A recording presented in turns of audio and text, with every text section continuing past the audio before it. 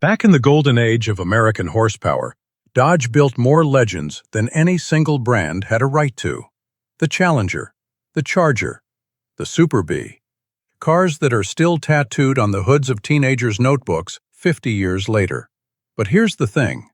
Somewhere in the shadow of all that chrome and all that 426 Hemi glory, Dodge built a tiny, scrappy little coupe that could run down cars twice its size and then practically erased its own name from history.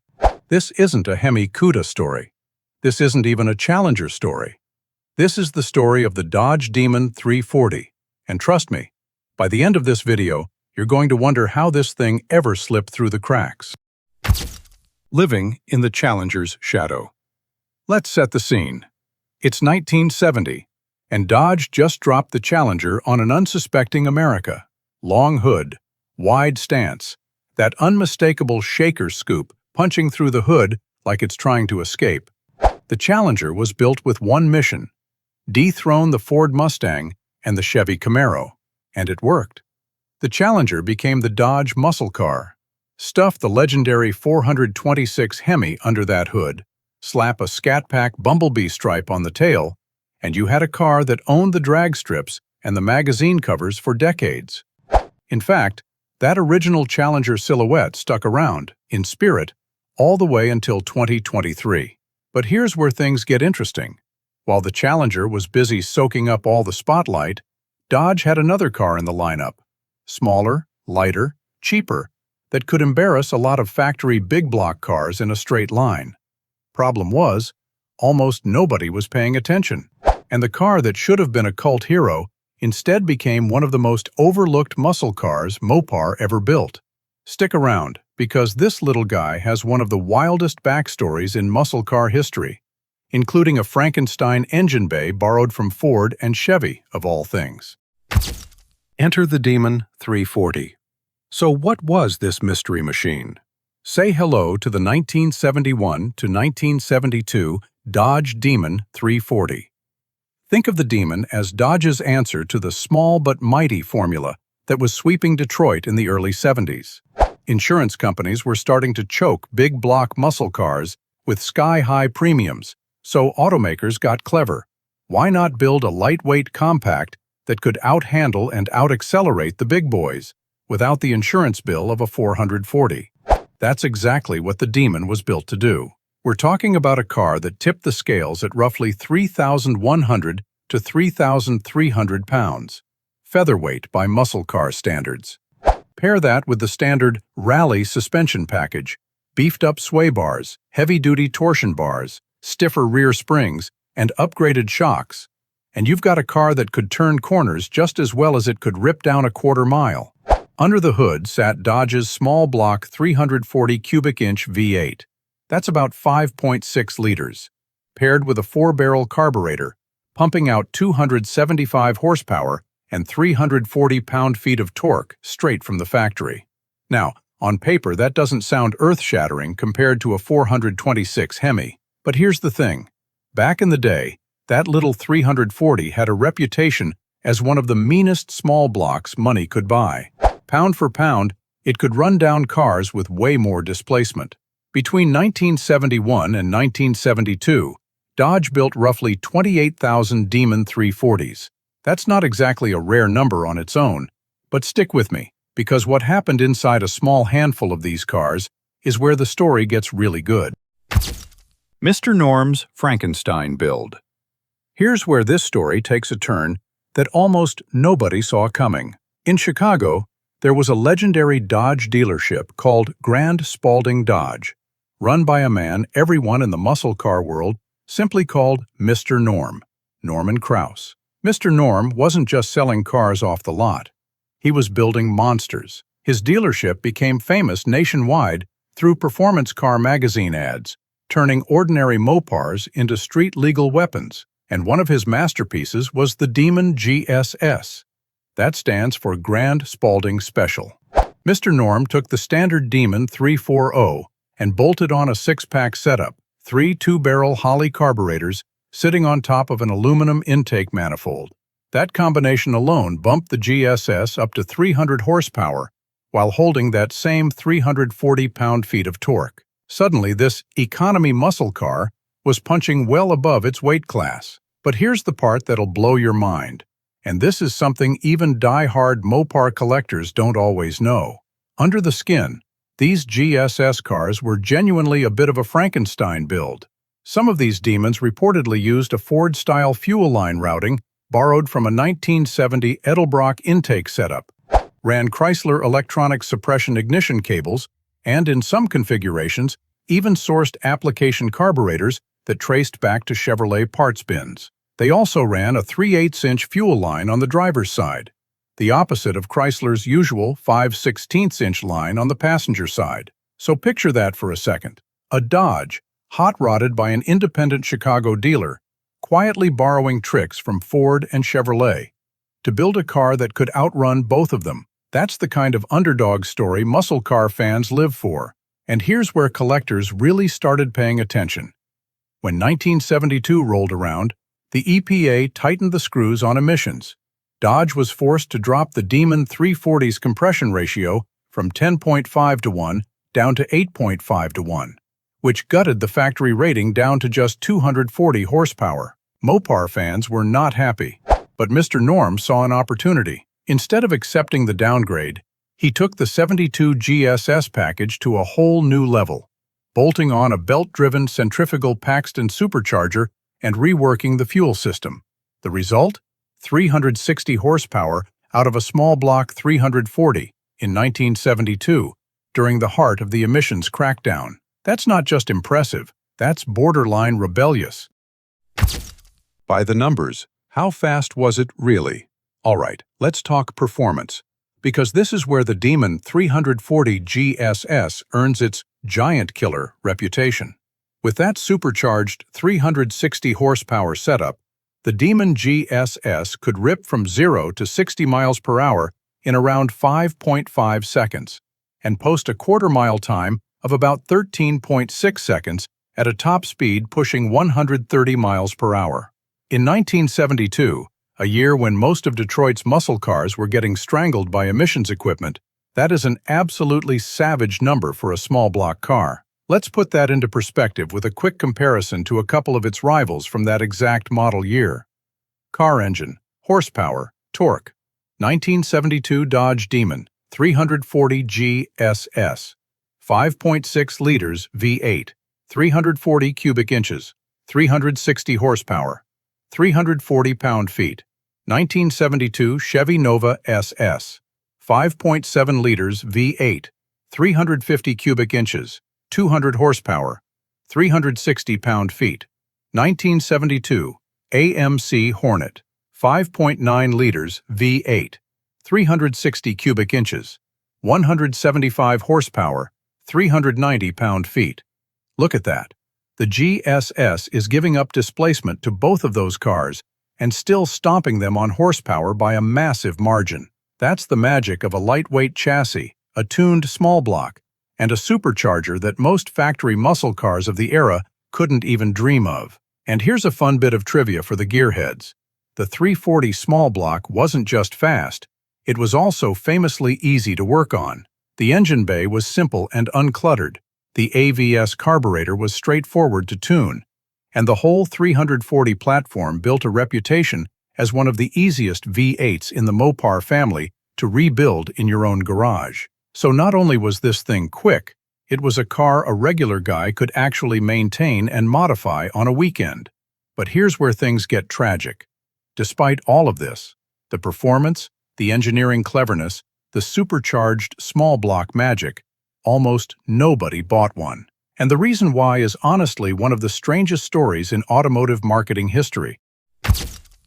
The name that killed a legend. So why did a car this good basically vanish from public memory? Two words, Demon and Duster. Let's start with the name. In the early to mid-1970s, America was in the grip of what people now call the Satanic Panic, a wave of cultural anxiety around anything that even looked devilish. And Dodge's marketing team decided, of all things, to slap a cartoon devil with a pitchfork on the fender of a brand new car and call it the Demon. You can probably guess how that went over with certain corners of American society. Religious groups reportedly raised objections, and the name became a genuine PR headache for Dodge, at a time when they really couldn't afford bad press on this car. But honestly, the name wasn't even the biggest problem. The Demon's real enemy was sitting on the showroom floor right next to it, wearing a Plymouth badge. See, the Demon was essentially a reskinned version of the Plymouth Duster, Chrysler's other compact fastback. And the Duster had already become a massive hit. In 1971 alone, Plymouth sold over 187,000 Dusters. That's not a typo. The Duster was an absolute sales juggernaut. And the Demon, its slightly later devil-badged twin brother, simply could not compete against that kind of brand momentum. Why would a buyer choose the controversial newcomer with the pitchfork logo when the Duster was already sitting there, proven, popular, and drama-free? Between a name that was scaring off churchgoers and a sibling that was outselling it nearly 7-1, the Demon 340 never had a fair shot. And that's exactly why, even among hardcore Mopar collectors today, this car barely registers on most people's radar. From Demon to Dart Sport, a rebrand for survival. So what does Dodge do when a car's name is actively hurting sales? They kill the name and try again. For 1973, Dodge quietly retired the Demon badge altogether and rebranded the car as the Dodge Dart Sport 340. Same basic platform, same fighting spirit under the hood, just without the pitchfork and the cartoon devil staring back at you from the fender. And here's the wild part. It actually worked. Once the Demon name was gone, sales jumped to roughly 79,000 units in 1973 under the Dart Sport badge. That's nearly triple the entire 2-year production run of the original Demon 340 combined. Sometimes in the car business, it really is just about the name on the trunk.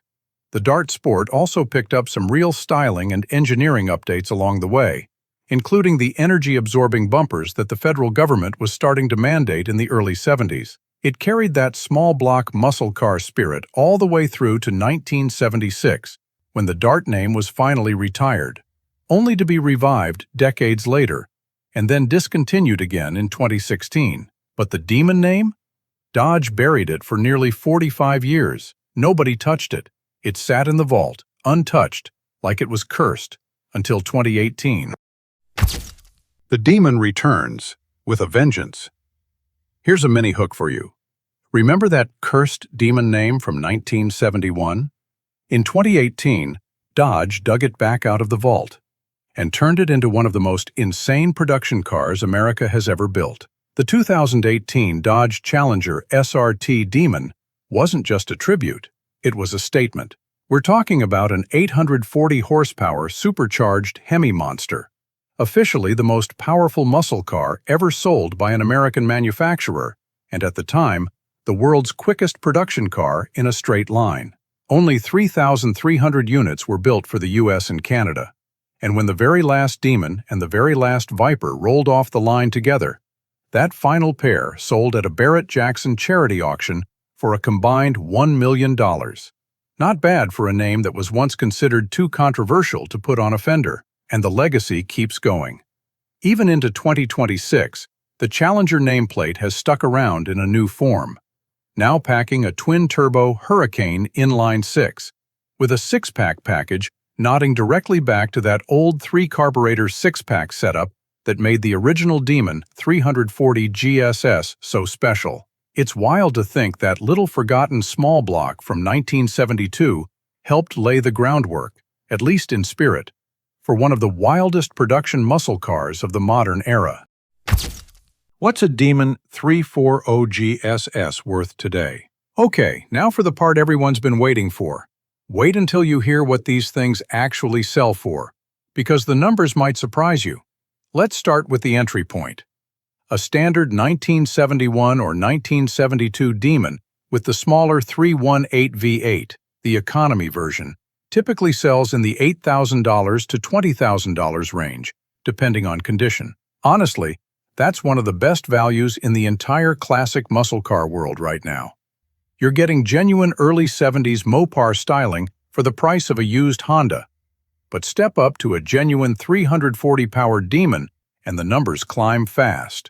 According to auction tracking data, the average sale price for 1971 and 1972 demons combined sits right around $45,000, and the top sale for a standard 340, a 71 4-speed, hit $88,000. Now here's the number that'll knock you off your chair.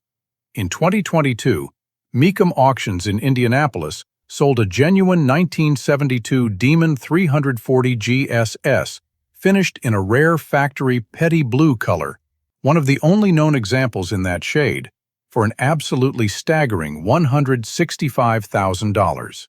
That's a car most people have literally never heard of, hammering for more than some Hemi Cudas. And remember, out of those roughly 28,000 Demon 340s built, only a few hundred are believed to be genuine Mr. Norm GSS cars. When something that rare, that historically significant, and that genuinely fast comes up for sale, collectors don't just show up, they fight for it. Why this forgotten Mopar still matters. So why does any of this still matter more than 50 years later?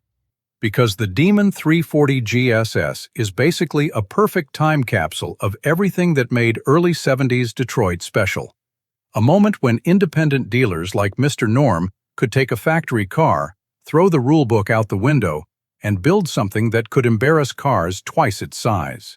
It's a story about ingenuity winning over raw displacement, about a name so controversial it got buried for nearly half a century, and then resurrected as one of the wildest cars ever built. And honestly, for collectors today, that combination of rarity, performance pedigree, and a genuinely good story is becoming more valuable than horsepower numbers alone. Everybody already knows the Hemi Cuda story. Everybody already knows the Challenger story. But the Demon 340 GSS? That's the car you bring up at a car show to watch people's jaws drop when you tell them what it actually is, and what it actually sold for.